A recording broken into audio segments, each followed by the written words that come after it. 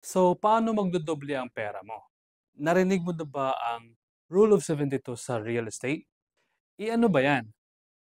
Ang Rule of 72 ay isang simpleng formula para tansyahin kung gaano katagal magdodoble ang isang investment based naman sa kanyang annual interest rate.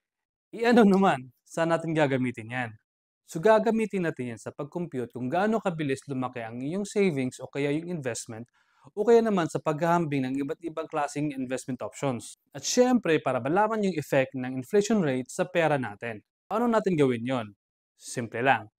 Yung 72, i-divide natin sa interest rate at yung sagot, yun yung magiging bilang ng taon bago magdoble yung investment natin. For example, bumili ka ng house and lot na naka-preselling sa halagang 2 million. And based sa trend ng real estate market, tumataas ang property value mo ng 8% per year. So, i-compute natin yung 72 divided by 8 at yung sagot nun ay 9 years. Ang ibig sabihin, after 9 years, magiging 4 million na yung property mo.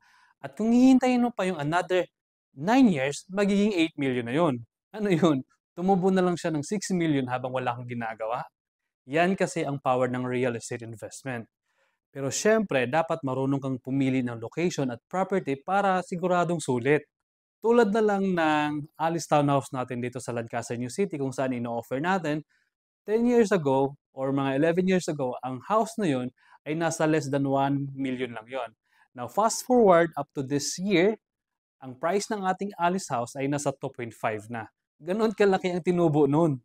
Kaya kung gusto mong dumoble ang pera mo, piliin ang tamang investment. Pwede sa stocks, sa mutual funds, at syempre sa real estate. Kasi ang lupa hindi nababawasan at lalong tumataas ang property value.